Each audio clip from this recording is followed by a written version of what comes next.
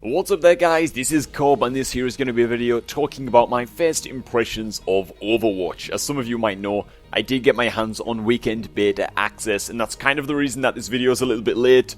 I've had only one weekend to play, so I've basically been spamming it. But anyways, here it is, all of my thoughts after playing the game for a few days. We'll go over stuff in sections, starting first with the visuals. Why are we starting with the visuals? Mainly because I don't have much to say. To be entirely honest, I'm not going to pretend to be a boss at reviewing visuals within games or whatever, so I'll just say that I think that the game looks awesome. The cartoony art style is something that Blizzard works with a lot, and some people prefer a lot of realism in their games, but for me, it almost always comes down to how a game plays, and I don't really care that much for graphics, unless they're on the level of Minecraft or a Tamagotchi. I will point out here though that I do have most of my graphics turned down to low in these clips that you're seeing right now. And my recording quality could be a little bit better, just in case anybody is prematurely typing up a snooty, derisive comment on the appearance of the game.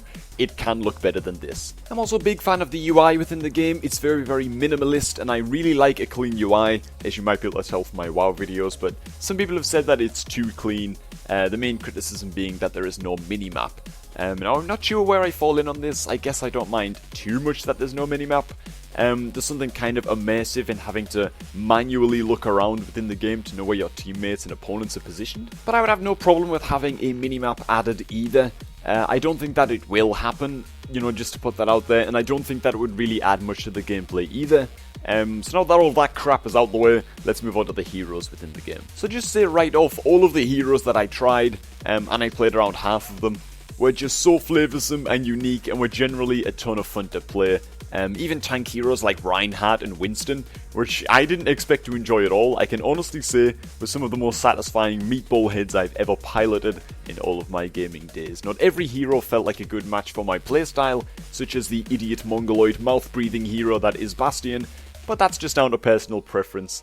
In fact, I'm going to be uploading a bunch of videos over the course of this week, showing some gameplay from some of my favourite heroes, so keep your eyes out for that. But anyway, every hero seemed legit, and every hero also seemed able to make awesome game-changing plays. It's not all about a Widowmaker landing a bunch of flashy 360 headshots or whatever. For example, a Mercy can use her ultimate to resurrect her entire team in the middle of a team fight. Or my favourite support hero, which is Symmetra, can sometimes take down a bunch of opponents at once by setting up well-placed turrets around an objective or choke point. There are a lot of cool things that you can do, and it doesn't matter what role you're playing within the team, if you are playing it well, it always feels really good. On the other side of the coin though, and this isn't a bad thing necessarily, but every hero does have its weaknesses. For example, Bastion. In case you don't know, he transforms himself into an immobile turret with a front-facing shield, and anything that walks in front of him is going to have a bad time. But if Bastion is up against a Tracer or a Reaper, both of which can pretty much teleport behind him, then you'd best believe that Bastion will probably be getting destroyed repeatedly until he switches hero. So it's about counter heroes and counter heroes, and this brings us to the hero swapping feature, the ability to change your hero during the game. I really like it. I can't tell you how many times me and the guys have queued a game on Heroes of the Storm or Dota 2 or whatever, seen the enemy team's composition in comparison to ours, and we've basically already called the GG, you know. It's an awful feeling. To feel like you've already lost the game before it even started, and being able to change your hero and your strategy as the game develops is really nice. It's also worth mentioning that all of the heroes that I tried were really easy to pick up. After about 10 minutes of playing a hero, I felt like I knew what I was doing, I knew what my role was within the team, I knew what my hero was good at, and I also very quickly learned what my hero was not good at. Now, this isn't to say that I'm now an expert on half of the heroes in the game. Even the ones like Symmetra and Mei, which I played the most during the beta, I still feel like I have a lot to learn on them. And this takes us back to the old Blizzard saying of easy to learn, difficult to master, and I gotta say, I think that they pulled it off really well with Overwatch. A problem that might arise though from this ease of access is that it will take most people no time at all to try out every hero within the game and know whether they like to play them or not. And this makes the game feel kinda small. You sort of learn really quickly which heroes you enjoy and which heroes you don't like playing, and you kinda end up limiting yourself to a small pool of heroes that you play regularly, or at least that's what I did. Now it feels like this is a problem in a game with only 21 heroes available for play. The last thing we want is for things to start to feel repetitive after a few months of playing.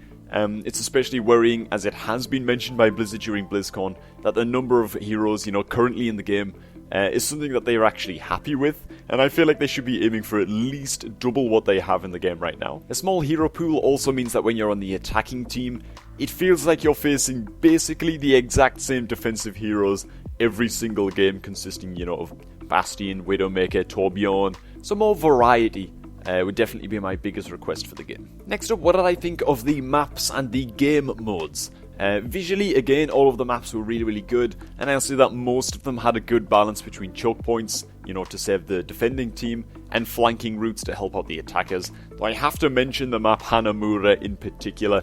This one has made me rage a few times while playing as the attacking team. Everything goes well to begin with. Then you reach the end of the map and have to capture one final control point.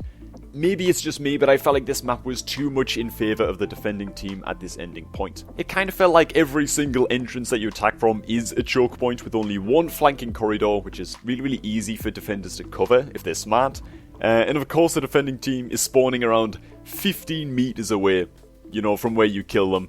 Whereas you're spawning in Africa when you die. Can be quite frustrating to say the least, and for this reason, being on the attacking team was just generally less of a fun experience to me. There's something about hunkering down Helm's Deep style and defending a point, that's a lot more fun, as well as easier, because Bastion, than being on the attacking side, but maybe that's just me. Speaking of attacking and defending, this sort of brings us to the game modes within Overwatch, and so far we've had payloads and control points. Both of these are really fun, and I wouldn't mind if they pumped out a bunch more maps with these exact same modes of play.